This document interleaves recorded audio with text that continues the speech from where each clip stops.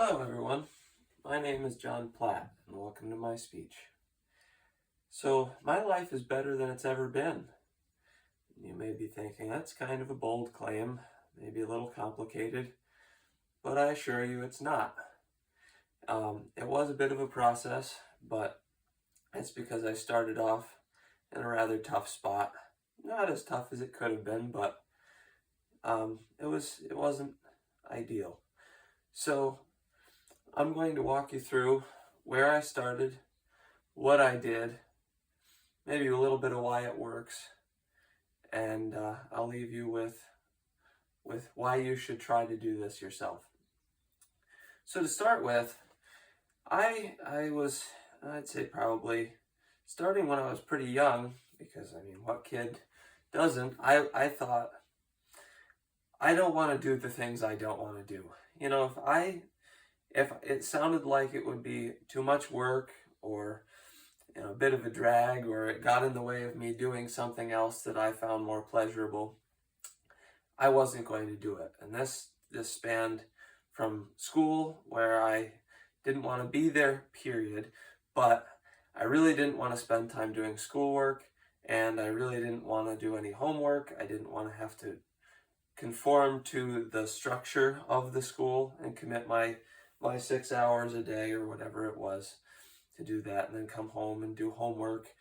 So there was that, and then when I came home, my parents had chores for me to do, and I didn't want to do those either, and I felt like by giving in to that system, whether it's my parents or whether it's the school, I was giving up a little bit of my my freedom and my ability to choose.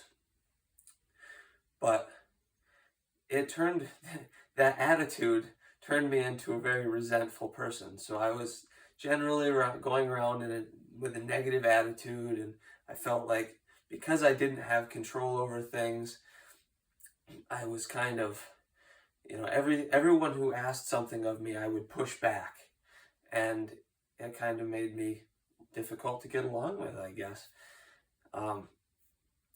Now, I started actually with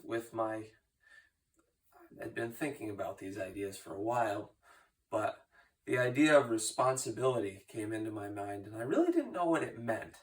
Everyone's like, "Oh, be responsible, be responsible."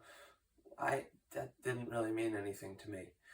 But as I learned more about myself, I sort of detached from my life, and I realized that I was pushing back on everything.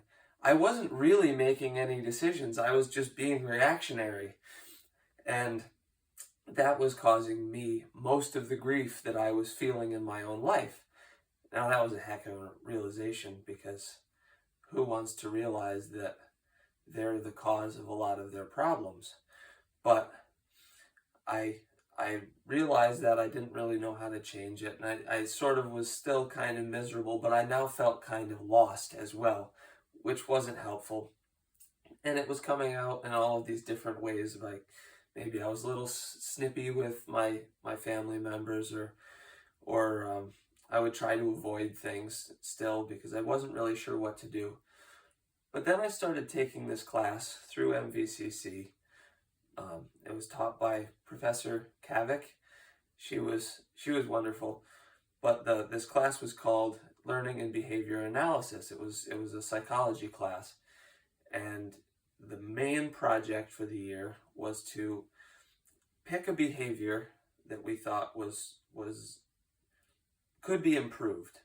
So it was that idea of detaching, looking at your life and thinking, what bothers me? What could be better? And what could I actually improve? Or what would I actually improve? Like, you've got to be willing to do it. And those were kind of the prerequisites, I guess you'd say, for starting this project.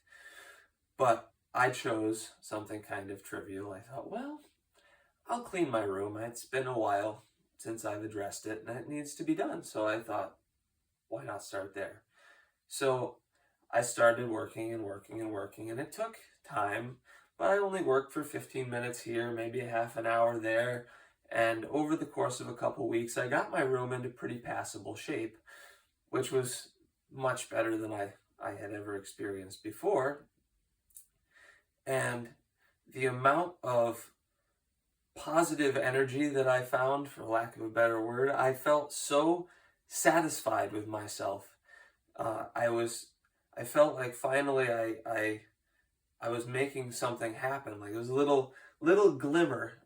You know, my life wasn't what I wanted it in a lot of areas, but there was this little spot where it was shining through. And I'm sure you've all experienced both of those things, where you look at a project and you think, I should really do something about that. Maybe your conscience tells you it every single time you walk by, but maybe not now. That other voice pops in. Maybe not now, maybe later, but you never really get around to it, because on your list of maybe 5 things to do today, that comes in at number like 8 and you never get that far. So I know how that is, but by spending a little bit of time, even if you do just part of the job, like pick up 3 pieces of clothing or something, you'll feel that positive, and it's small at first. It's small, and it's hard sometimes, because in this world where we have all of our usually think of short form content, you know, your YouTube shorts, your Instagram, Facebook Reels, they give you that same hit. It's actually a system in your brain called it releases dopamine. Basically, it is a chemical that gives you that rush of endorphins, the powerful positive emotion. And that's the same system that's tapped into by these short form content things. So sometimes it's hard to notice the little bit of a boost that you get with each little step forward in cleaning or in improving, but it's there. And it's designed to strengthen whatever system came before it. So if you do the thing and then you're rewarded for the thing, you're more likely to do the thing again. And based on that system, I was able to pick up and walk through this whole thing, and my room improved, and I felt great. I felt like my confidence rose. I just felt like I was finally a force for good. You know, I was making things better and not worse by complaining or being resentful.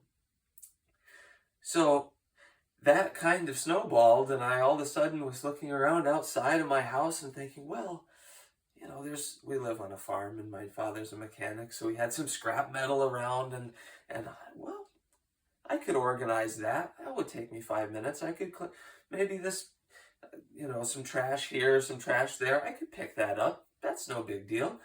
And slowly I was like, that looks better, and that looks better, and everything was getting better. And I felt better all along. And that little voice that told me not to do it, it's like, well, do it later, or don't bother, or you didn't put that there. Why should you bother picking that up? That's someone else's problem. That little voice that says those things shrunk. And eventually I stopped listening to it. And things started improving more and more, and the positivity just flowed. Now the unintended consequences turned into my siblings picked up on my example, and they started doing the same thing. So I wasn't having to do as much of what they left behind. They were picking it up. Their mood improved. They looked to me as somebody who they'd like to be around, because I was trying to make things better. Now this scales right into everything. My college process, I've been working at applying to schools and everything, and there's nothing worse than that. I mean, you guys all know how discouraging it can be when you call 5 times and they don't call you back. You email with 6 questions and they don't respond, or you're applying, you're spending all this time applying, you're like, I don't even know what I want to do. But now that's no longer, that negative voice no longer has so much of a sway, and people like to be around me more. And as much as I like to think that maybe I wasn't so social and maybe I didn't, it's important to have people want to be around you. It's a huge boost. So, with all of these things being said, it's possible.